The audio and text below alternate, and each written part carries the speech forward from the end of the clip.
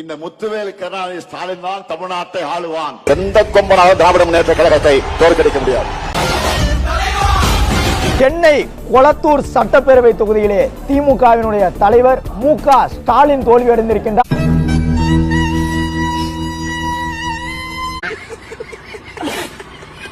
கிழக்குலையும் தோற்கிறாரு, பெரம்பூர்லையும் தோற்கிறாரு. எழுதி வைத்துக் கொள்ளுங்க, புக் மார்க் பண்ணி வைங்க. இந்த கிளிப்பை மட்டும் எடுத்து கட் பண்ணி வைங்க. 2 தொகுதியும் தோற்கிறாரு. திருச்சி கிழக்கில் வெற்றி முகத்தில் இருக்கும் விஜய் தற்போது பெரம்பூரை வென்றெடுத்திருக்கிறார். பரவாயில்ல, இந்த பதட்டம் எல்லாம் சனி திசை முடிகிற வரைக்கும் தான். வர்ற 7ஆம் தேதிக்கு அப்புறம் கொஞ்சம் அங்கே பாரு கண்ணா.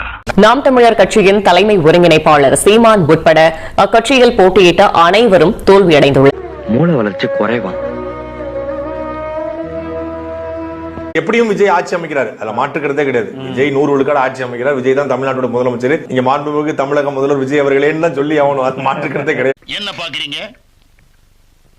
சூப்பர் ஸ்டார் ரஜினி சார்ல இருந்து ஜோதிகா வரைக்கும் அத்தனை பேருக்கு நாம தான் ஆஸ்தான ஜோதிடர். சினிமாக்காரன் வந்தா ஜெயிச்சான் அப்படிங்கிற வரலாறு கடைசியா எம்ஜிஆருக்கு மட்டும் தான் இருக்கும். நீங்க எழுதி வச்சுக்கோங்க. இந்த தேர்தல் காலத்துல எங்களை எவனாலையும் எதிர்கொள்ள முடியாது, அந்த எவனாலையும் எதிர்கொள்ள முடியாது. சீமான் உட்பட அக்கட்சியில் போட்டியிட்ட அனைவரும் தோல்வியடைந்துள்ளனர். பேசுன கொஞ்சம் நெஞ்ச பேச்சா பேசுன மன்னர் பரம்பரை, மண்ணாங்கட்டி பரம்பரை. நீயே இப்ப மாவு கட்டு பரம்பரை. நான் அண்ணன் கேக்குறேன், நம்மள தோக்கடிச்சது யாருன்னு நினைக்கிற? நம்ம அத்தால போய் அண்ணன் தம்பி தான். என்ன பண்ண முடியும்? விஜய்ங்கிறவர் ஒரு இடத்துல வருவாரு, 4 இடத்துல வருவாரு, 8 இடத்துல வருவாரு, 10ல இருந்து 15 வருவாருன்னு சொல்லிட்டே இருந்தாங்க. திடீர்னு பாத்தீங்கன்னா அதுக்குள்ள ஒரு லாஸ்ட் ஒரு ½ அன் ஹவர்ல ஒரு 2 நிறுவனம் வருது. அந்த 2 நிறுவனம் என்ன சொல்லுது? அவர் தான் முதலமைச்சர். இப்ப இது எவ்வளவு பெரிய காமெடின்னு மக்களுக்கு தெரிஞ்சிருச்சு. யாரா நீ இவ்வளவு டேலண்டடாகிற? உங்களுடைய அடுத்த படத்திற்காக காத்துக்கிட்டு இருக்கிறேங்க விஜய். அடிச்சு தூள் பண்ணிடுவோம், ஓகேங்களா? நாங்க ஆட்சியெல்லாம் நாங்க பாத்துக்கிறோம். எங்களுக்கு சூப்பர் தலைவர் ஸ்டாலின் நிற்கிறாரு, அவர் பாத்துக்குவாரு. நல்ல நல்ல படம் கொடுங்க, எனக்கு ரொம்ப பிடிங்க. அபி அல்லுமா எவ்வளவு சூப்பர் பாட்டுங்க, அதையெல்லாம் நாங்க மிஸ் பண்ண முடியாதுங்க. பிளீஸ். என்ன பண்ண முடியுமோ அதை பண்ணிட்டேன்.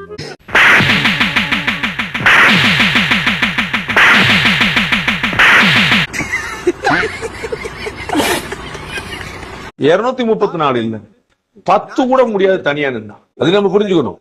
10 சீட் கூட தனியா முடியும். திரு விஜய் அவர்கள் சொல்லணும், திரு ஆதவ சவால் விடட்டும். நாங்க தனிச்சு நாங்க 234 அடிக்கிறோம். 26% இருக்கு. 234 வேண்டாம், 100 வேண்டாம், 50 வேண்டாம், 30 10 சீட் ஜெயிச்சிடும். நான் அரசியலே பேச மாட்டேன். உன்னை இன்னைக்கு இல்ல ரொம்ப நாளா பாக்குறேன். உனக்கு ஏதோ பைத்தியம் ஆயிட்டாங்க. இதுல 15 கருத்து கணிப்பு வந்து எக்ஸிட் போல்ல வந்திருக்கு. 14 கருத்து கணிப்புகள் தோல்வி அடைஞ்சிருச்சு. அப்போ வந்து இது ரொம்ப சாதாரணமான விஷயம், ரொம்ப வழக்கமான விஷயம். அப்ப நம்ம இன்னமும் சரியா படிக்க, இன்னமும் சரியா புரிந்து கொள்ள முயற்சி பண்ணுமே தவிர இதுல ரோச பொருள் அர்த்தம் கிடையாது. டேய், வெக்கம் கெட்டவன, மானம் கெட்டவன, உனக்கு எதுல இவ்வளவு பெரிய மீச? டேய், செருப்பால அடிக்கடா அவன. செருப்பெல்லாம் வெளிய விட்டோம்னே. எடுத்து வந்து அடிக்கடா. எல்லாருடைய கணிப்புமே தவறுதலா வந்திருக்கு. நீங்க கணிச்சதும் தவறுதலா தான் வந்திருக்கு. இதை பற்றி நீங்கள் என்ன நினைக்கிறீங்க? அதை பற்றி கொஞ்சம் சொல்லுங்கள். நீங்கள் கேள்வியிலேயே குறிப்பிட்டது போல் யாருமே எதிர்பார்க்காதது அப்படின்னு சொல்லும்போது ரங்கராஜ் பாண்டே மட்டும் எதிர்பார்க்கிறோம் வந்து காமன் மேனில் ஒருத்தர். எந்த கருத்து கணிப்புலையும் அவர் 15% கீழே வாங்கலை. நாங்கள் நடத்துகிற 4 கருத்து கணிப்புலையும் 20% வாங்கினார். அப்போ நல்ல ஓட்டு வாங்குவாருங்கிறதுல யாருக்குமே குழப்பம் ஏற்படலை. அது ரொம்ப தெளிவாக இருக்கும். இவ்வளோ ஓட்டு வாங்குவாருங்கிற யாருமே எதிர்பார்க்கல. சார் நீங்களா? நீங்க எப்ப சார் வந்தீங்க? ஆனால் ஆட்சியை தனித்தே பிடிக்கிற அளவுக்கு அவங்களுக்கு ஒரு வளர்ச்சி அடைஞ்சிருப்பாங்க அப்படிங்கிறது யாருமே எதிர்பார்க்க ஒரு ஆச்சரியம். அணில் குஞ்சு, விசிலடிச்சான் குஞ்சு, தற்குறி.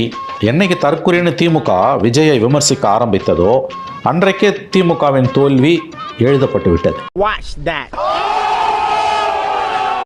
எம்ஜிஆருக்கு பண்ணது, ஜெயலலிதாக்கு பண்ணது எப்படி அவங்க தலையில விடிஞ்சதோ அதே மாதிரி இன்னைக்கு விஜய்க்கு பண்ணதும் திமுக தலையில விடிஞ்சது. அதையும் மீறி அவங்க தன்மானத்துல கை வச்சீங்க, ஞாபகம் இருக்குல்ல?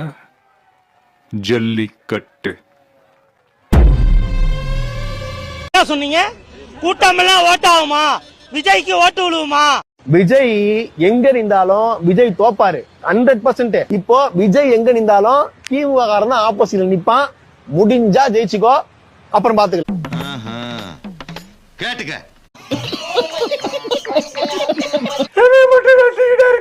ஐயா, டேய் அழியாதடா.